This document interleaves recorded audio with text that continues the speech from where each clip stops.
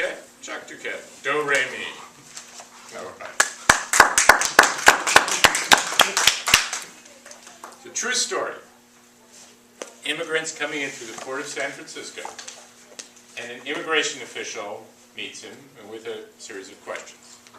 And the immigration official asks, "Do you intend to overthrow the United States by force or violence?" Immigrant, the non-native speaker, wonders. Force? Of course, he was ousted from the country. This poor immigrant, this poor non-native speaker, did not understand the English system of intonation. Did not know the difference between a double yes-no question, which he was asked, and an alternative question, which would be, do you intend to overthrow the United States by force or violence? A very simple movement of intonation that is key to the English intonation system. And tonight I hope to give you a picture, especially for our non-native speakers, a picture of some of the important dynamics in the English intonation system so that you might be a more effective communicator. Before I do this, I'm going to ask Rolando, would you in Spanish, and I want everybody to listen to the music, would you in Spanish say, today is Friday and we're having a Toastmasters meeting? Hoy es viernes y hoy tenemos un Toastmaster meeting. Thank you. Thank you. Reunión. Okay. French, yes? Would you do the same in French? Aujourd'hui, c'est vendredi et nous avons le Toastmaster. Okay. And David, would you do it in English? Plain English? Good old plain English. We love plain English. Tonight is Friday and we are having a Toastmasters meeting? Was that? Thank you. Thank you. Thank you. Now, if you listen to simply the music of the language, you may have noticed that David's range of intonation was considerably larger than either Rolando's or Bernadette's. And that is one of the central characteristics of the English intonation system that is a special challenge for non-native speakers. So let me hand you out a diagram. I did good. You did great, David. I knew that I was hoping that you would be here. I knew you'd be able to handle it. So please take one and pass it home. You're going to do one in the bottom? Oh, okay, I barely sampled the languages. Yes, I know what languages we had. Okay. Did we run out there? Yes. All right. Yes.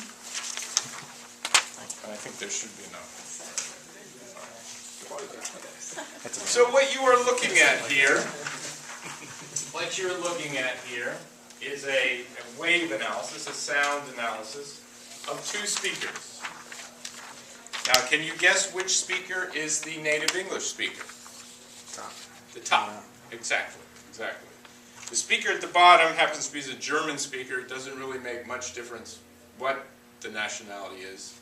They will rarely produce an intonation contour like we see at the top.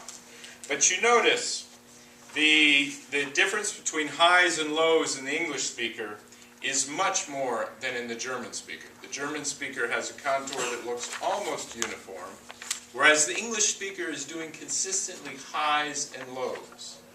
You also notice that the English speaker is using more pauses than the German speaker. You see the gaps between the speech.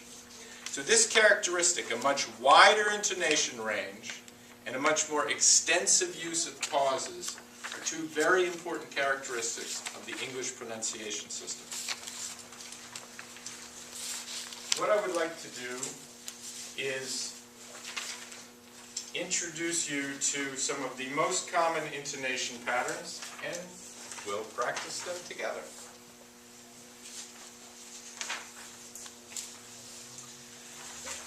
A key concept, the key dynamic in English is we typically work with four distinct intonations, four distinct tones. So I'm sure you all, as children, maybe did the musical scales. So with me, let's do Do, re, mi, fa. Sol, la, si, do. Well, thank you. That's That's it. beautiful. That's beautiful. Okay, so now let's do the do, re, mi, fa. Okay. Do, re, mi, fa. Do, re, mi, fa. Do, re, mi. Okay, beautiful. Beautiful. Now, if you remember David was moving that whole range. Right? Rolando and Bernadette were moving over a smaller range. This particular diagram, so we have the four ranges, the four levels in English, and this particular diagram or chart shows common English statements and the pitch contours that correspond with those. So for example, if we look at an English statement like, it's raining, a native English speaker will actually go through three different pitch levels there. It's raining. So let's try that all together. Okay, non-native speakers, you stay quiet for a minute. I'm going to do it with the native speakers and then the non-natives and then the native. Just the non-native speakers. It's raining. It's raining. Okay, let's. Okay, all right. Rolando and Bernadette. Let's hear you two. Okay, it's raining. It's raining. Okay, so now let me hear David. It's raining. Did you hear the depth that he went down with that? It's raining. He hit the full one there, and both of you got to about maybe 1.5. Okay, and he hit the full 3 there. So he took this range, and you've taken that range and narrowed it. Okay. Now we don't have time to go over all of these in detail, but I'm going to leave you with this sheet and just explain to you how these intonation contours are read. If you look on the back here, we have two types of pitch changes in English. We have a step pitch. It's raining. I went from it to rain in one step. And then we have glides. These curved lines represent glides. So for example, if we look at the second, let's go. Let's go. That's the glide, the go. So those are the two kinds of pitch changes that we have. And if you look at your double yes-no questions on the back here, this is the mistake that the immigrant made. Do they sell chicken or turkey? That's a double yes-no question. The answer would be yes or no. Do they sell chicken or turkey? That's an alternative choice question. The answer would be either chicken or turkey. So I'll leave you with this, and I hope you can have fun playing with your voice. I would recommend literally using your hand to take you up the steps, using your hand to do the glides. And if you begin to practice these intonation patterns, and it feels strange to you, you feel like this is weird, that's a good sign. Okay? Because it should feel a little uncomfortable, because it will take, that's what you go through as you start changing your pronunciation characteristics. And if you ever are in San Francisco and an immigration officer asks you if you intend to overthrow the United States by force or violence, you will know that that is a double yes-no question, and you can answer no. Thank you.